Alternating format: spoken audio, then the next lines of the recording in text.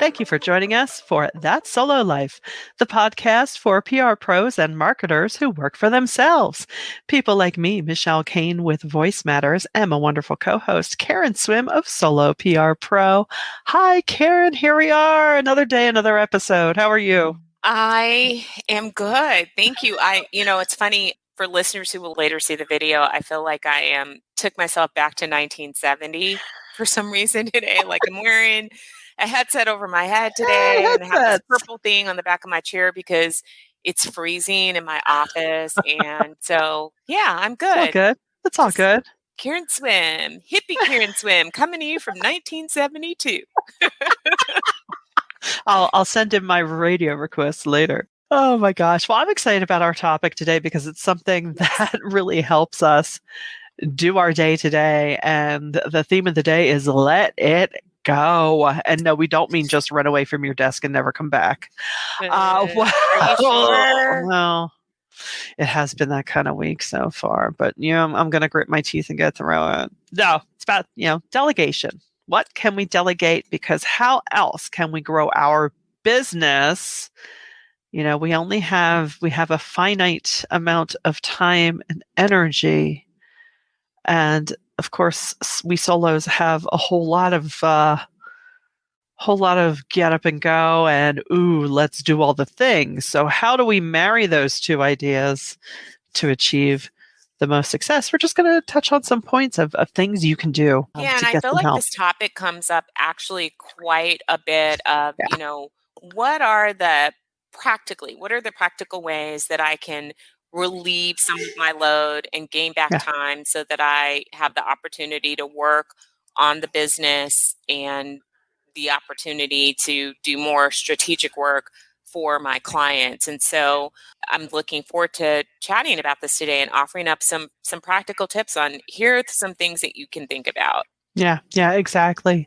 I mean, one of those is certainly your content creation, right? You don't need to write every single piece of everything you do. There is low-hanging fruit that you can hand off, or even, dare I say, ChatGPT it if it's an event release, something so simple that you could do in your sleep. Well, pop those facts in, massage it up, and let it go, or even work with others. I know my local school district has it's called Pathways 360, where they encourage you to take on a mentee. So that's a great way to get some help as well. Look around you and see what opportunities there are to mentor someone and also get a little help for yourself too.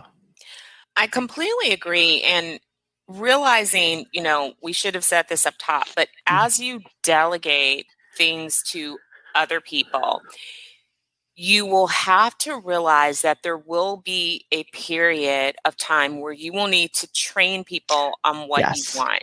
Yes. So it's really important to, for example, if you're going to outsource writing, I think content creation is a fabulous thing to outsource, and outsource it in a way that you can truly optimize it. So, for example, if you for your own agency, write a blog, or maybe you're doing blog posts for clients, that is something that you personally don't have to write. But oftentimes we want to take that content and we want to get the most out of it by repurposing it. So maybe you have a byline opportunity and you want to take that byline and you want to pitch it again by slightly tweaking it. Outsource all of that at one time. If you're chopping it up into social media posts, that's something else that you could do all at once. Make sure that you clearly communicate needs in a written brief or, some type of document that the writer has on hand. Provide examples and then build in a window of time so that you could step in and help to shape the content. That's so key, I think, especially, it's not just giving them a deadline, but and especially if this is someone new that you're working with, or if it's the first time that you're doing it, because let's face it, we tend to be type A control freaks in this business. What? Me? Oh, so you want to make sure that it's going in the way that you want it to go. It has the right tone. It's hitting all the right points. So I agree. Set up that check-in time as well. Yeah. And here's the big game changer. AI really has been a game changer in being able to use it for content creation, but that does not mean that you cannot still outsource that as well to someone Right. else. Maybe you have an assistant, and it's a good opportunity to really harness AI. With AI, you will also do better if you start with some clear idea, because you want to treat AI like an intern where you're giving it enough information in the prompts to deliver something that's actually meaningful. Yeah.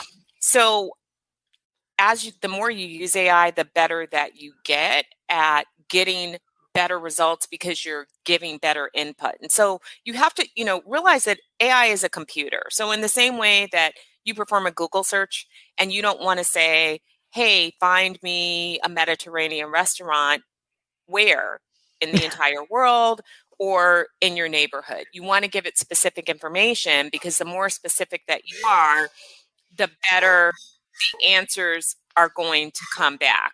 And so, same thing with AI, but again, it's something that you could have an Yeah. intern do, provided information, and then, you can go in and you can, refine your prompts and tell Mm-hmm. it, how to talk to you, what not to include, all good tips. So again, and that takes something off of your plate and gives you back time. Yeah. No, exactly. Exactly. I think it's a great way to do it. I would say another thing too is even, if you struggle with keeping your schedule, you could try and get an assistant to help you there, and make it a real person. We've talked about that lately. No pen names with your assistants, but, get a gatekeeper in some ways if that's an issue for you, or if, or even if you struggle with creating that time for, deep thinking or deep project work, especially. And I know it's hard. It's hard to say no. You want to please everyone. I know I get asked for meetings, and if I see that it's more than 2 weeks out, I start to feel bad. And I know that's, even in the moment, I catch myself, well, that's dumb, Michelle. That's not bad. That's a good thing. But, at the same time, if you need some help there, I think that's another way that you can take that load off your mind and just get a little help. Yeah, it's interesting. When we first penned this topic, we were really thinking along human lines. And it's interesting, things have changed so fast that so Yeah. many of these things can actually be semi-delegated to AI. Yeah. So, for example, when we're thinking about, the writing, that can be semi-delegated to AI. It definitely can cut down your time. Research is another area that you Mhm. can delegate to a human being or to AI. You can have AI do research for you. Again, yes, you will have to fact check some things and you need to make sure that you're getting back accurate information. But the better that you get at using AI, the better the information does become. And Chat GPT, for me, I highly recommend it, and it has gotten better. And now there's GPT-4, which is Yeah. going to be a completely different experience for you. It's $20 a month for the premium version, not a big amount of money, and the time savings is worth it. So Mm. research. You can even use Chat GPT to write plans. So I know that that's one of those areas where, as PR pros, we typically do not want to delegate fully because it requires some strategic thinking. But you can shave some time off of putting that plan together, putting together the charts, putting together the timelines by inputting information into Chat GPT. So spending some time there and then saving time. And again, maybe this is step one that you can delegate to an assistant, to a junior employee, or even to a contractor, and then you can take that information and now you have something to work with that's going to save you time, and you've protected your time to be able to do that higher value work.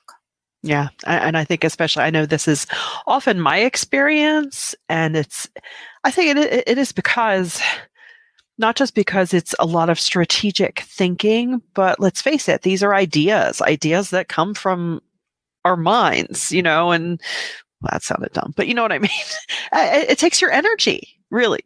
And it doesn't matter how many plans you've done, you still sometimes sit there and look at the page and go, okay, I know I've done this a gazillion times, but I want to make sure this is specific as needed to the client, and let's make sure this is the best it can be. And if you can get a little help with that, there's no shame in that. That's working smarter, not harder, which is what we should all be striving to do. And here's a big one, I think, for so many people. Use a virtual assistant to manage your communications in your calendar. So Mm-hmm. this can mean somebody that checks through your emails and eliminates all the garbage and gives you maybe a summary of things that, need a response that they can actually respond to on your behalf. They can set up meetings, they can manage things for you. Again, it just takes you training them on how you like to schedule meetings. Are there days that you like to block off, or you can do that yourself by using a shared calendar? Are there certain emails that you don't care if you ever see, and they can just, either respond to them or trash them to keep your inbox clean? So you can use an assistant for those things, and that again preserves your bandwidth, Yeah. because you said the key thing, Michelle. It's not always about the physical amount of time. It's really about saving our brain power, our energy levels. It can be draining to sift through a full inbox, and those messages don't go away. They just sit there. For me Mm-hmm. personally, and I'm sure for a lot of other people that are completely OCD, that clutter saps my energy, because it does. It's digital clutter, and it Mm-hmm. just drives me bananas. So I try to keep a clean inbox. So use a VA. That's something else that you can Yeah. delegate. If you're somebody that's not comfortable with having somebody manage your schedule, I see you. I am that person, because I feel like it's like somebody's going to put something on my calendar, and then the day is going to come and I'm not going to feel like doing it. It's Right. just stupid. It's dumb, but that is me all day Well, long. I admit that. like we said, let it go. See, I'm the Let polar it go. opposite with my email. I'm not really a hoarder, but I like to know that they're there with me. A 50,000 email inbox doesn't bother me at all. I know.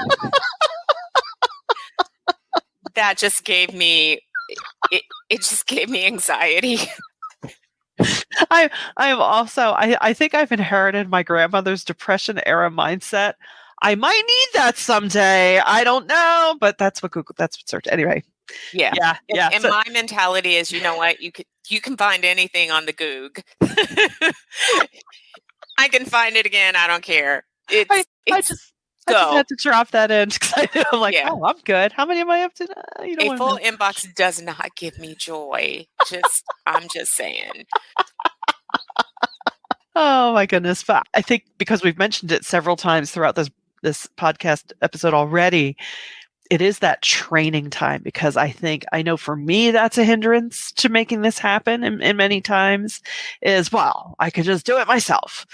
Yeah, okay, that one time. But if you spend that do it myself time, maybe the equivalent of 1 to 3 times, think how much more time is that still going to open up for you? So this is not a quick fix necessarily. This is not just a, hey, could you call that person back for me?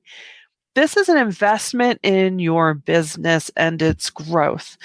And I didn't slow that down because I think our listeners are 5-year-olds. I said it because I need to tell it to myself like I'm a 5-year-old. Absolutely. And when you are mentally prepared to spend a couple of extra hours training along the way, I want you to ask yourself, will that be worth it? If you could save yourself, let's say if you could save yourself 10 hours per week, what would that mean for your business and for your life? Yeah. If you had 10 extra hours in your work week, that could mean spending more time on actually focusing on how to scale your business. It could mean more time on, business development, actually meeting with prospective clients and nurturing people through the pipeline. It could mean 10 hours where you could actually read some of those books that would help What? you to either, just for fun, or those books Yeah. that you've been meaning to read that have valuable information to help you to grow as a professional. It could mean that you have 10 hours to start that physical fitness program. I mean, that's a lot of time, and it is within our reach. Yes, there is an investment of both time and a little bit of money sometimes. Yeah.